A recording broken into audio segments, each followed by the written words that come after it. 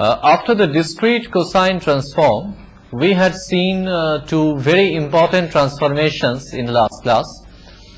The discrete cosine transformation, in which we had seen that the elements of the transformation matrix are all real, okay, and it leads to the fast algorithm, okay, which can be solved using a complexity of order of n log n, okay, and those happen to be real operations as compared to the complex operations in the discrete Fourier transform.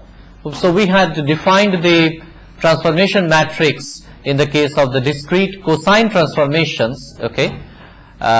In fact, discrete cosine transformations, they are now finding very wide use in the field of image data compression, okay.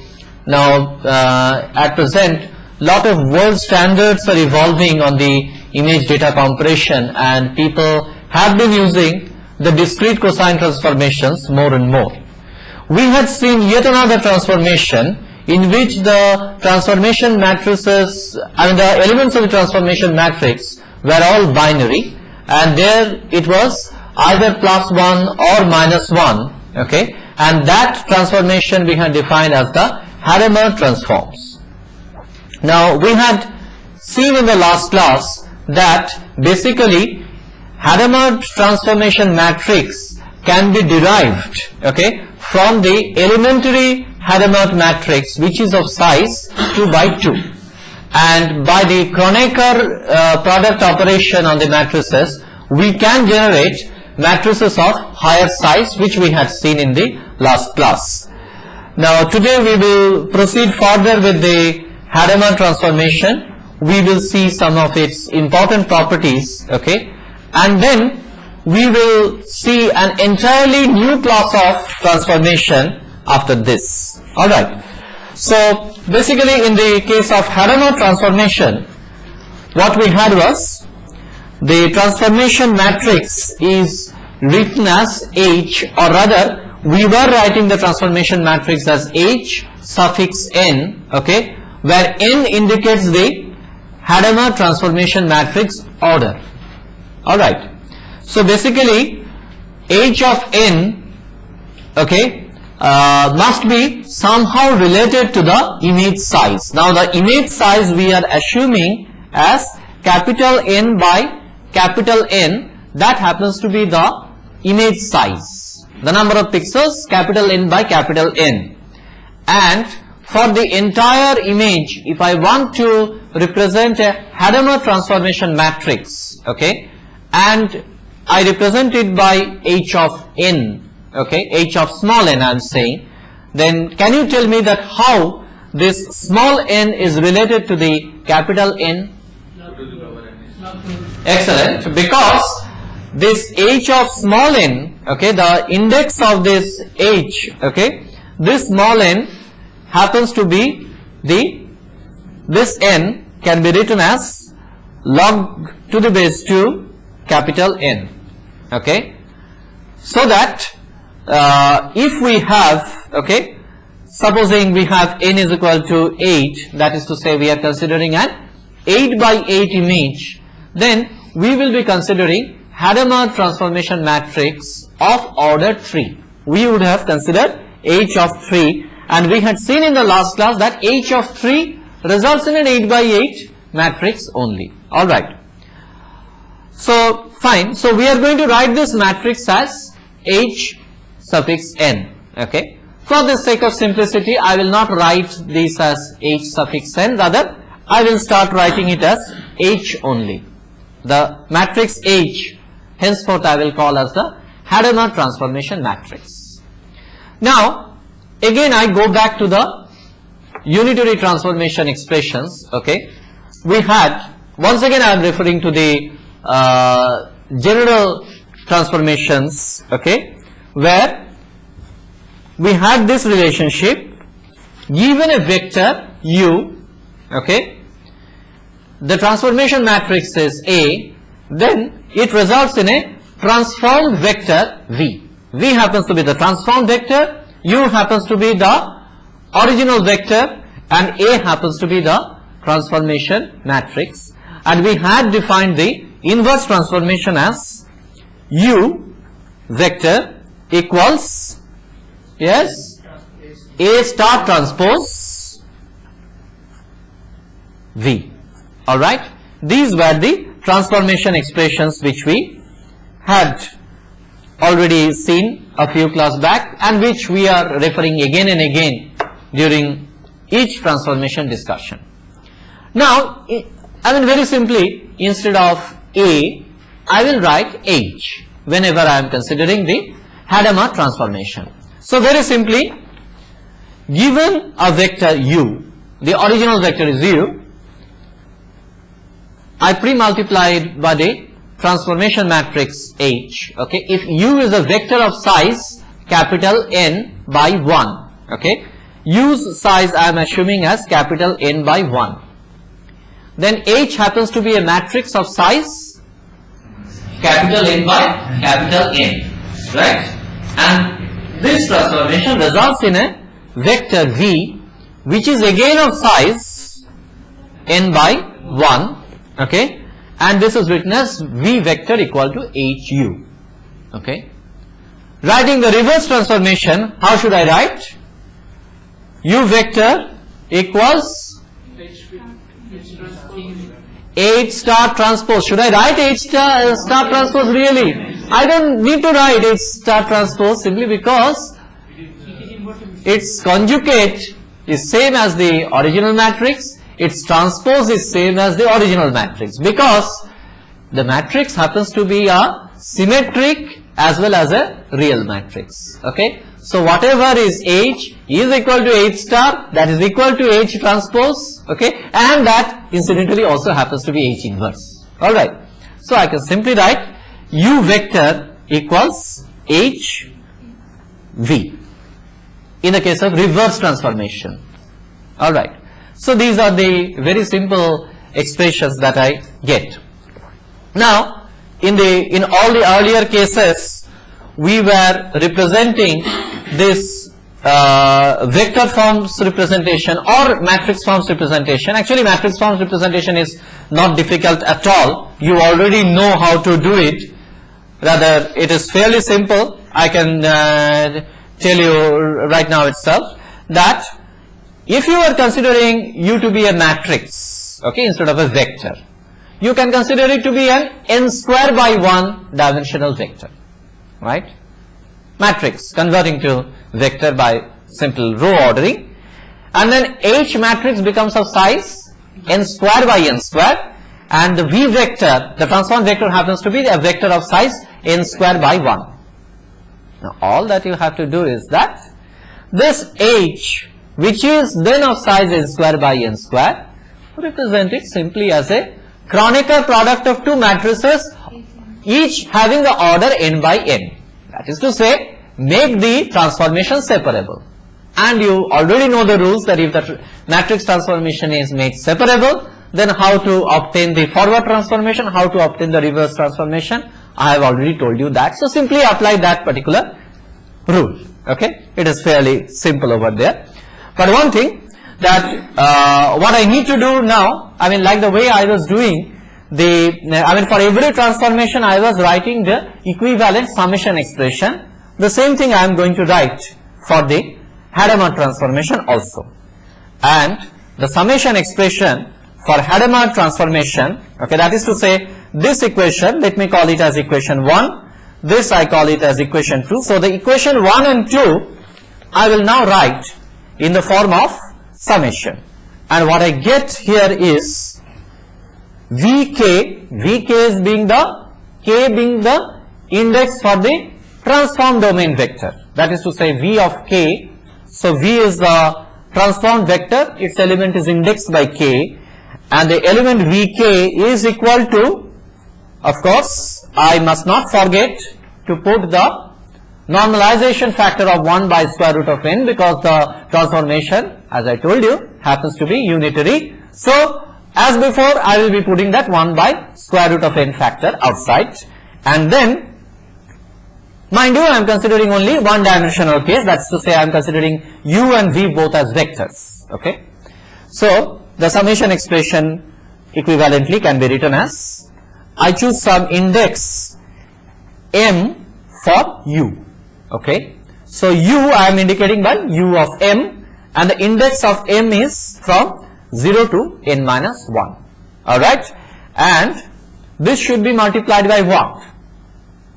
This should be multiplied by the elements of that Hadamard transformation matrix. Now, it so happens, okay, that the elements of the Hadamard transformation matrix also can be expressed in a very nice mathematical form, and that happens to be minus 1 to the power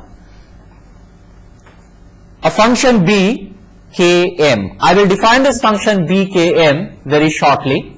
Now, minus 1 to the power something is very much understandable, simply because the elements of Hadamard transformation matrices are either minus 1 or plus 1. So, whenever the minus 1 raised to the power of something, when that power happens to be an even power, okay, it results in plus 1. When it happens to be an odd power, it results in minus 1. So, it has to be minus 1 raised to the power something, and that raised to the power something is given by bkm, which I am going to define shortly. Okay, and this should be defined for all indices k, okay, where k lies between 0 and n minus 1 simply. And what is going to be the reverse transformation? Absolutely the similar thing. So, there I will call u of m, I will determine 1 by square root of n. What should I write in my summation? K equal to 0 to n minus 1. Here I will write Vk here, because the Hadamard transformations remain the same in the forward as well as the reverse, the same minus 1 to the power bkm. Now, bkm is a very simple expression, and I tell you what it is. Okay, before I discuss this bkm, just see what I am really trying to do. My Hadamard transformation matrix, okay, is, as I told you, is having the size n by n. So, it is an n by n matrix. There is a row index, there is a column index. The row index is given by k and the column index will be given by m. Alright. Now, that means to say that k and m will be having some values, isn't it? Some integer values will be there for k and m. Now, if k and m are having integer values, okay, I can always have a binary representations for those integer values. I assume that the indices can be represented by, in this case, how many number of bits? The innate size is capital N. Okay. So, how many bits do I require, capital N by capital N, rather, how many bits I require to represent k or m? I simply require log of n to the base 2, which is nothing but equal to my small n. Alright. So, now I can write, okay, simply k, this index k, I can write it in this form, k0 plus 2k1 plus so on, the last term 2 to the power n minus 1 kn minus 1, and this happens to be the simply the binary representation of this k. That means to say k0, k1, k2 etc. up to kn minus 1, they are the bit representation for the value of k simply. So, k0, k1 up to kn minus 1, they are all binary values, either 0 or 1. Alright, and which is the most significant bit here? Kn minus 1 happens to be the most significant bit. Alright. Very similarly, for the index m, I am going to write m equal to m0 plus 2m1 plus so on, etc. Mind you, don't get confused. I have written k0 and I have underlined this. Don't take it to be any vector or matrix representation. Okay. Basically, I was just pointing out to the elements which are just binary elements. Alright. m0 plus 2m1 plus etc. 2 to the power n minus 1 m n minus 1 simply. Okay. So this is the binary summation for the index m. So even for m also I have got bits m0, m1 etc. up to m n minus 1. This is the bit representation simply. So now what I do is that I take the bit representation of k and I take the bit representation of m, alright, and I take the ith bit. So I just multiply the ith bit of k and ith bit of m. What I do, ki multiplied by mi, okay, and I just sum it from I equal to 0 to, how many bits do I have? Small n. Small n are the number of bits, so I should sum up from 0 to small n minus 1, where small n happens to be, you have already told, log of capital N to the base 2. And what is this? This is what I defined as the B function, B of Kn, okay, that is equal to, that is defined as, okay, this function Bkn is defined as summation over I is equal to 0 to small n minus 1 ki mi, alright. And then if I put this value of, sorry, this is bkm, this is bkm, okay, not bkn, this is bkm is equal to this expression. So if I compute bkm, okay, given the binary representations of k and m, okay, that particular k and m, then I can just substitute its power, okay, in the forward transformation expression. I call it equation number 3, I call the reverse as equation number 4, and if I put that, okay, I will be able to do the transformation. And the advantage that I get in the process, I already told you in the last class, that there is, the beauty of this transformation is that there is absolutely no multiplication. It's all plus 1 and minus 1 elements. Yes, please. Any questions? This is a factor 1 by square root of 2 whole power n in this matrix. 1 by square root of n. Yes. 1 by root 2 whole power n in the Correct. 1 by square root to the power n, which is coming. Yes. Right. They are not taking that factor. Alright. Finally that factor results in 1 by square root of capital N. I am considering the H matrix, okay, of order small n, okay, which is for capital N by capital N size. So for H of small n, for H suffix small n matrix, the normalization factor will be 1 by square root of n. Just see very simply, when I had a 2 by 2 matrix of Hadamard matrix, I was having 1 by square root of 2. Whenever I was having 4 by 4, it was square root of 4. Whenever I was having 8 by 8, it was square root of 8. Whenever I am having capital N by capital N, the normalization factor is 1 by square root of n. Okay, so I am taking that into consideration. Any other questions, please? Okay. So now, this is the expression that I get. Okay, and now I will see some very interesting properties of this transformation, the Hadamard transformations. I go back to our expression, or rather the composition of Hadamard matrix of, let's say, the order 3. I had done it in the last class and I am presenting that once again. Okay, I had obtained H of 3, okay, to be like this.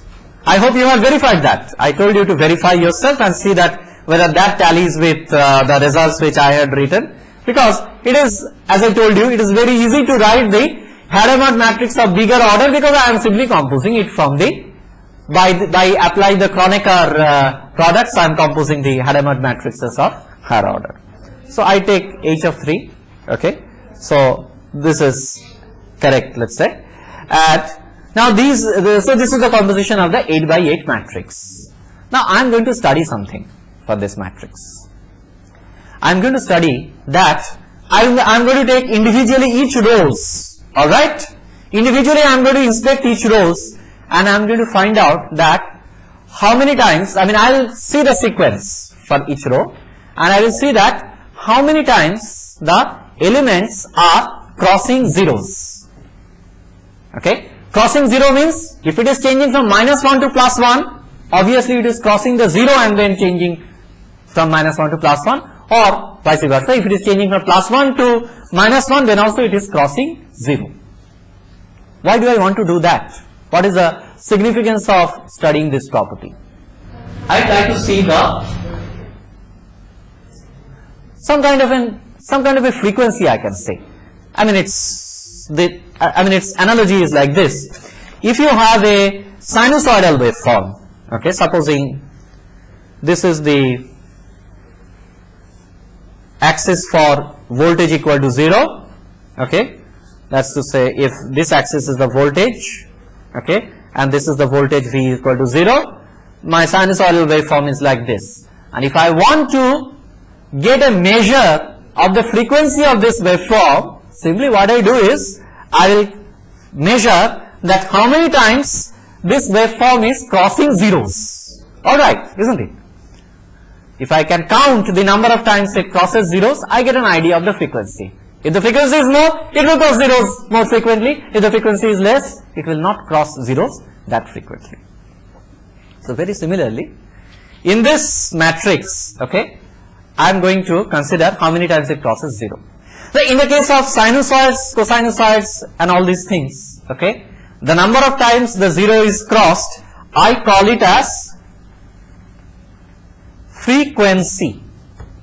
Somehow the term frequency is always related to the sinusoidal or the cosinusoidal basis functions. So if I try to use the same term, okay, for a binary sequence, then definitely people are going to have some objections to it. So I have to devise a new term for that. Alright? Instead of frequency, I will call it as sequency. I want to play safe. Instead of frequency, I will call sequency. I just devised a new term, sequency. So I am going to now measure the sequency for each of these rows. Alright? So let us take individually every row. So I just try to make a column where I will write down the sequency. I think you can help me out in telling that what is the sequency for each of the row. First row, 0. It is not crossing the 0. It is constant at 1, 1, 1, 1, 1, 1, 1, 1, 1, 1. Coming to the second row, how many times? 1, 2, 3, 4, 5, 6, 7. Okay, 7 times it is crossing. Of course, -1 to +1 is also there. 1, -1, 1, -1, 1, -1, 1, -1. Every time it is crossing. So its frequency is very high. It is having a frequency equal to 7. What about the third one? Third one is, no, not 5. No. 1. Okay. Then 2. Then 3. Only 3. You see this row? The first crossover is here. The second crossover is here. The third crossover is here. Only 3. Okay. Don't make mistakes. Fourth row. 4. Yes. Fifth row. 1. Sixth row. No, not 7. Sixth row is 6. Seventh row 2. Last row 5. Excellent. Now I have measured the sequences. Okay. And what do I discover? Do I discover anything meaningful? Uniqueness is there. What possibly we try to point out was that we are having no sequence is getting repeated. Okay. But what other thing do I find? I might have expected a natural ordering of sequences, that is to say the sequences should be ordered in 0, 1, 2, 3, 4, 5, 6, 7 like that. But I am finding it to be a very haphazard ordering. 0, 7, 3, 4, 1, 6, 2, 5. Apparently it is an absolute haphazard ordering. Okay. But let us see whether it is absolutely haphazard or not. Okay. Is there any way whereby we can determine the sequence order? Okay. This order 0, 7, 3, 4, 1, 6, 2, 5. I am going to call it as a sequence order. Okay. So I am going to find out that whether there is any relationship between the natural ordering. Natural ordering means simply 0, 1, 2, 3, 4, 5, 6, 7, and the sequence ordering, which is 0, 7, 3, 4, 1, 6, 2, 5. Let us see that. So I write down the natural order first.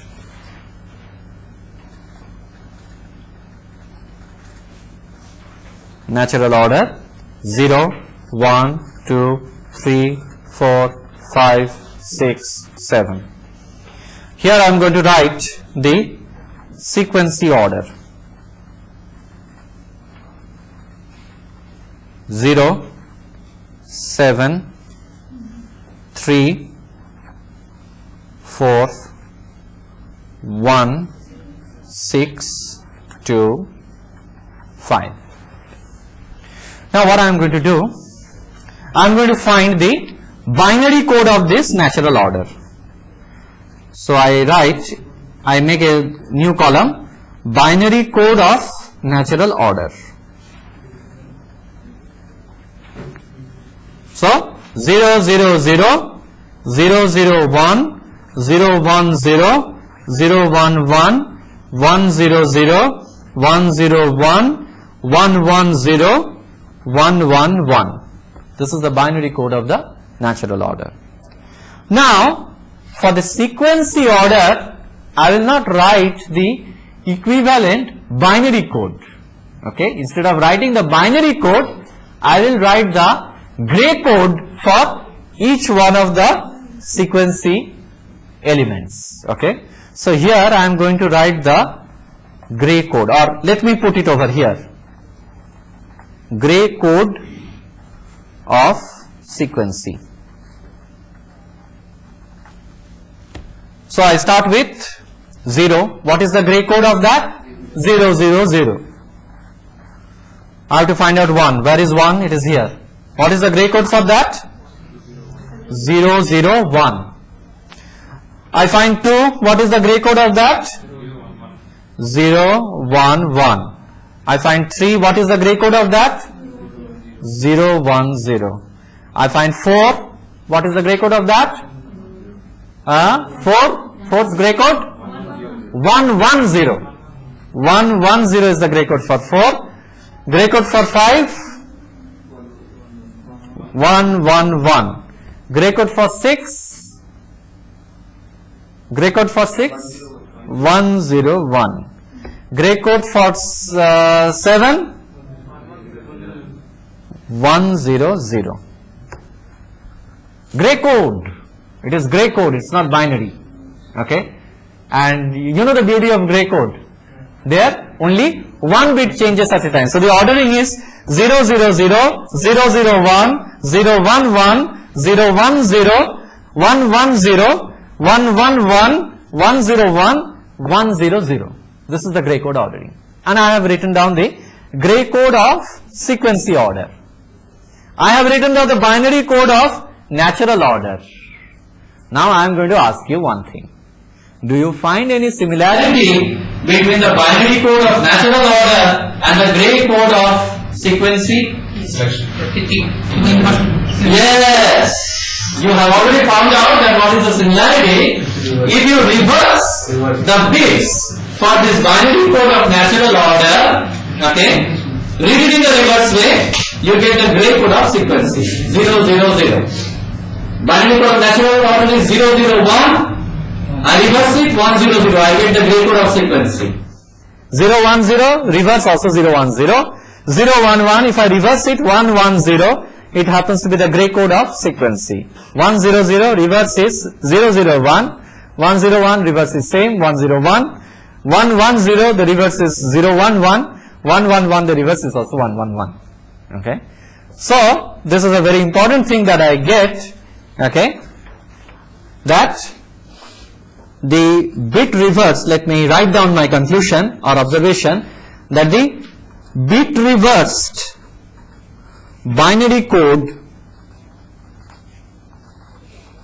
of natural order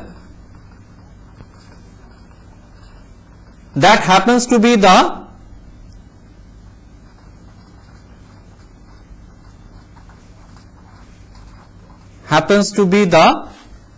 gray code of sequency order. Okay. So it is not that the sequency ordering is absolutely haphazard. Okay. Sequency order is also a definite order, okay, which is very much linked with the normal binary order. So once I know this rule, okay, even mathematically also I can determine the conversion from natural order to sequency order or from sequency order to natural order. Okay, I take the first one. Okay, rather the conversion of sequency to natural order.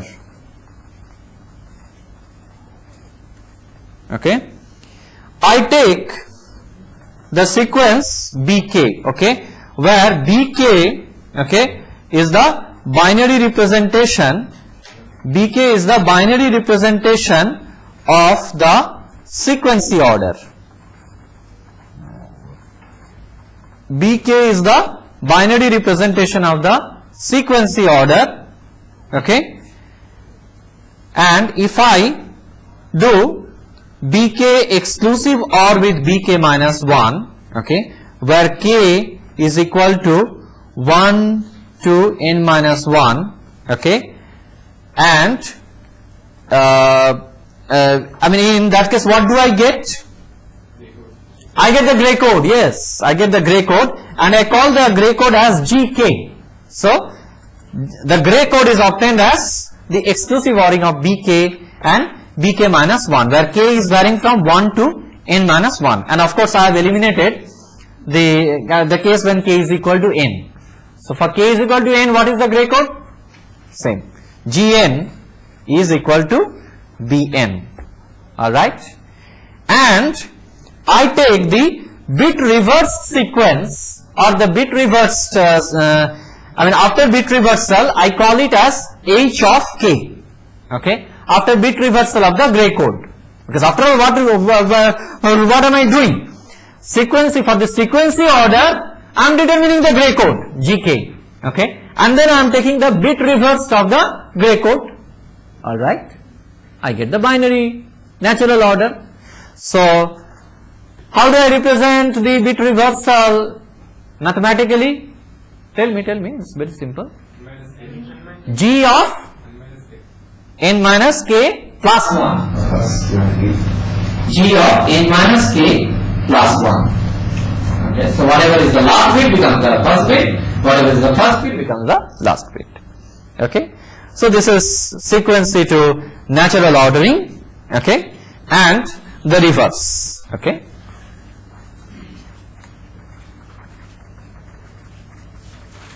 conversion from natural order to sequency order. Okay, there I take the bit reversed of the binary. I mean if the binary values, if the binary bits, okay, of the natural orderings are hk, okay, as before, I first take the bit reverse version of this, okay, and then what I do, I compose the binary representation, the equivalent binary representation, or rather I am converting from gray code to binary now. gray code to binary if I convert, then the rule is simply like this. This is the gray code bit gk, exclusive OR it with the earlier obtained binary code b of k minus 1, where k is, I should write it in the reverse order, n minus 1 to 1, and simply the bn is equal to gn. So whatever I get in the result is the b's, the bk's, and bk's is now indicating the binary values of the sequences. So I am getting the sequence order, I am deriving it from the natural order which was presented in the form of HKs. Is it Bn equals to Gn or B naught equals to B naught? It is Bn equal to Gn. Then how will you get B naught? 1 minute. No, because I mean you see that it is the bit reversed version, not the B naught. Yes, I mean you are making a mistake. The k is the index k is from 1 to n. I am considering k as 1 to n, not from 0 to n minus 1. Okay, then how will I get K? G1. B1. B1. Well, in this case, no. 1 minute. Bn is equal to Gn.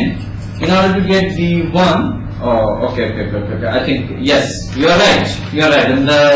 And there is a mistake that I should get here like this. I should get B1 equal to G1. B naught equals to B. No, I'm not having anything like B naught. Okay. The index is from 1 to n, not 0 to n minus 1. Then K becomes K equals to N minus 1 to 2 only. Alright, there's a bit of confusion in this.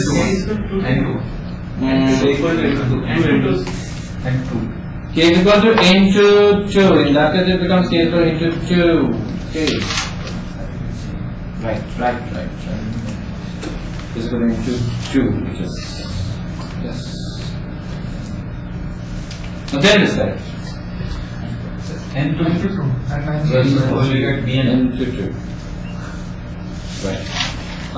Of course, this entire confusion has come because it is written in the reverse order. So I should write n to 2. Yes, correct.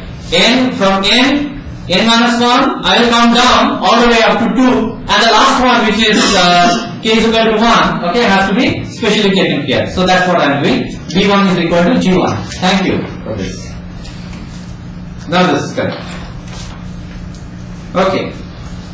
Now I will just quickly summarize Some of the properties of, of course, the two-dimensional Hadamard transform pair is something which you can always think of. If I have the original image as U, okay, and the transformed image, transformed n by n image as V, okay, tell me the relation which you will get between V and U. Same separable transform relations. H, U, H. In this case, again, I am not having any H star or H transpose missing. U is equal to, how is it related to V? Again, H, V, H. So these are the 2D Hadamard transform pair.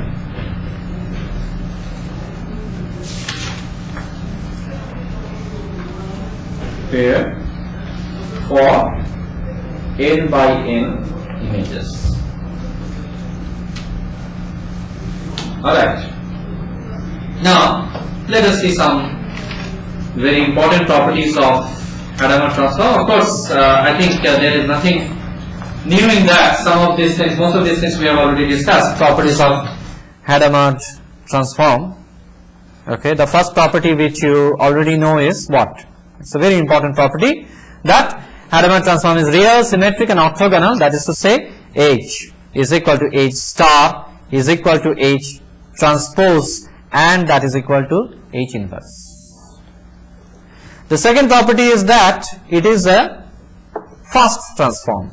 Okay, it can be solved using the fast transformation operations in order of n log to the base 2 n complexities, and complexity here is not the complexity for multiplication. Order of n log n, complexity of additions or subtractions. Okay. Then we have already seen the sequency ordering, that the sequency ordering is having some very interesting relationship with the natural ordering.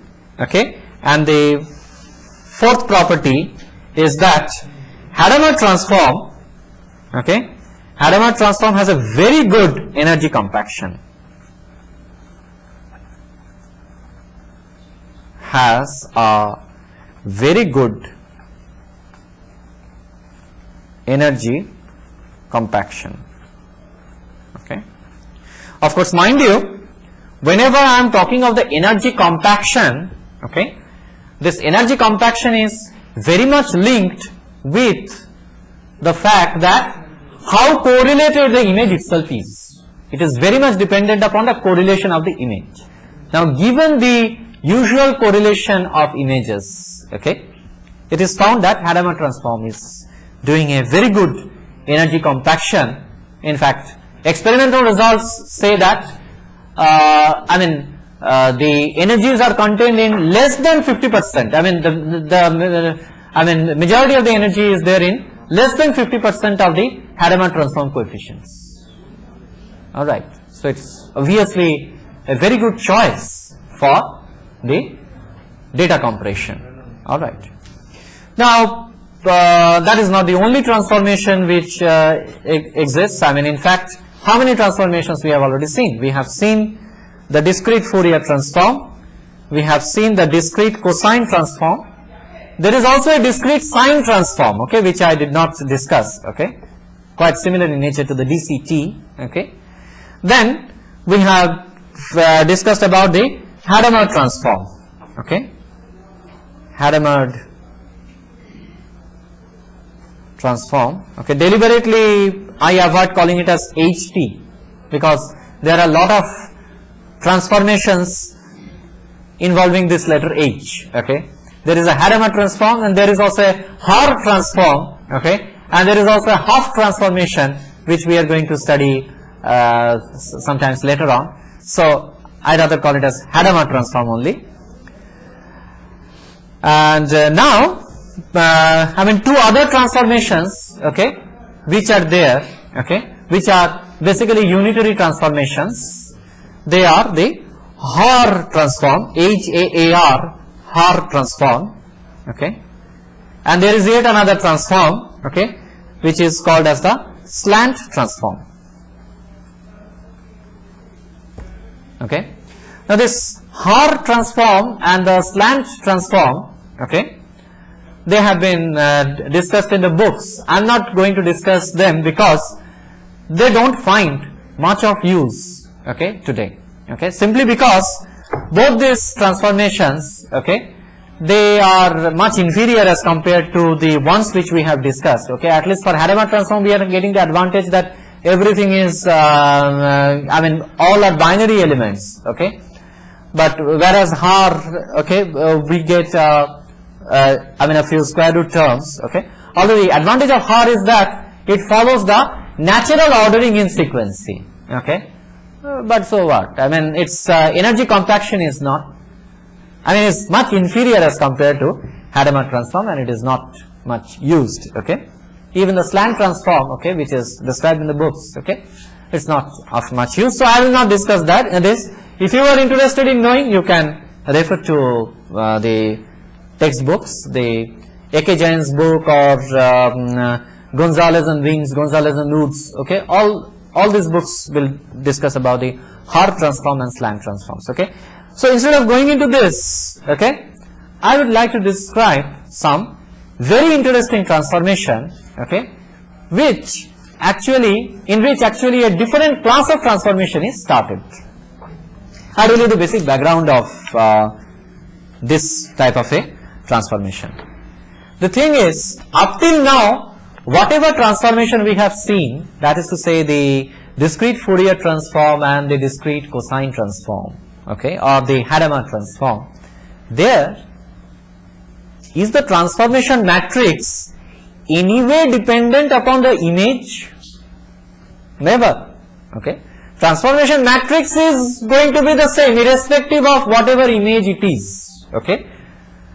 Whether the image is given or not, I can always compose the transformation matrix. Okay. Because all the basis vectors, they are all the, very clear mathematical expressions exist for the basis vectors. Okay. So I can compose the basis vectors, I can compose the transformation matrix, and then if somebody gives me the image, I can apply the transformation matrix on that, get a transformed image. Okay.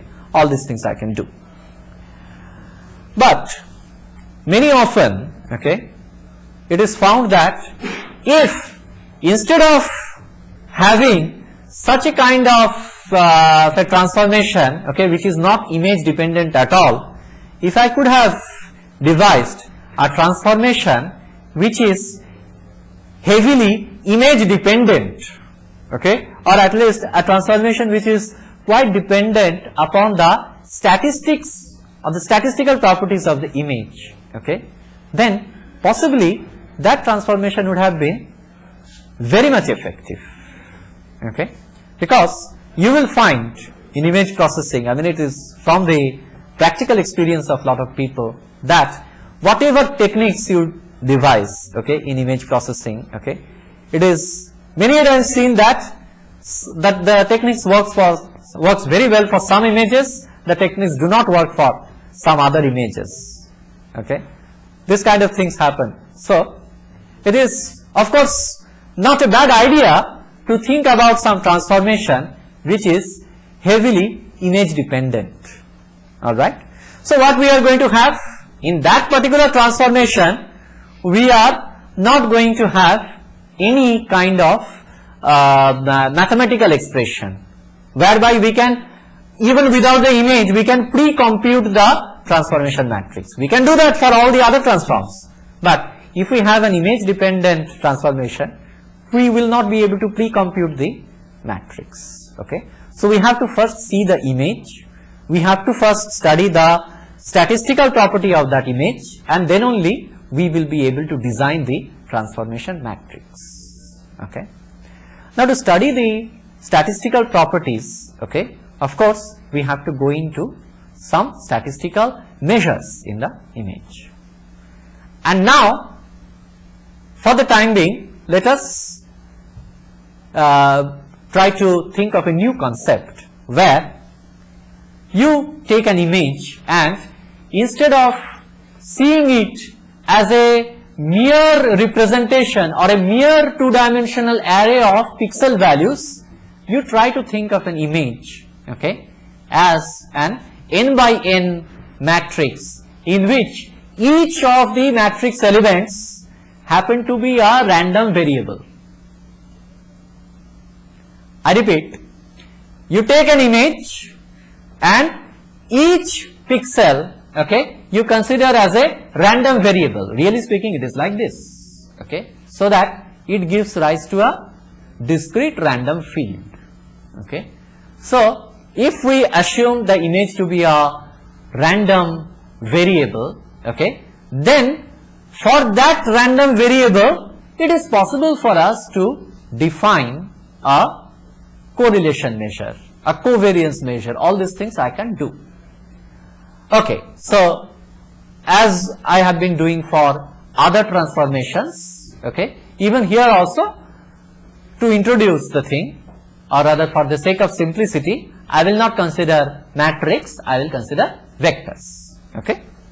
So what I would ask you to do is consider a vector u, okay, which is of course of size n by 1.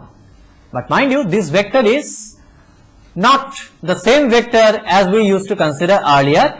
It is a vector of random variables. So it's a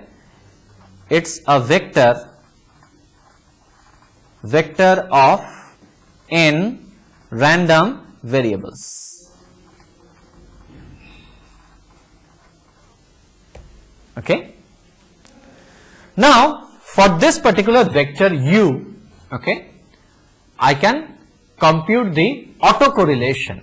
What is the autocorrelation? I give you the definition of the autocorrelation. Okay.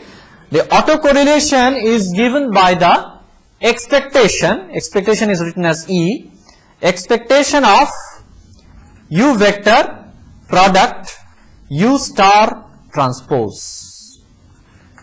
U is, mind you, a column vector. What is U star transpose? It becomes a row vector. So column is before, the row is after, and what does it result? It results in an n by n matrix. And what is the significance of this n by n matrix?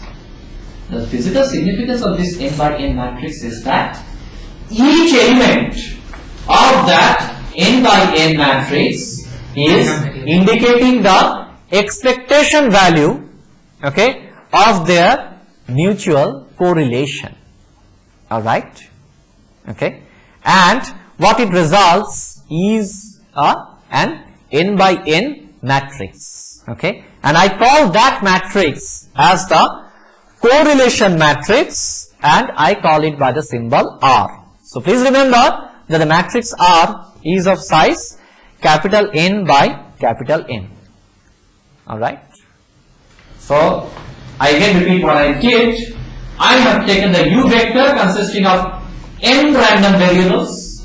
Then I took the U vector, I took the U star of transpose, okay, and then I took the expectation of this, okay. For every element I am considering the expectation, okay, and that matrix which results is the matrix R, which is called as the autocorrelation matrix R.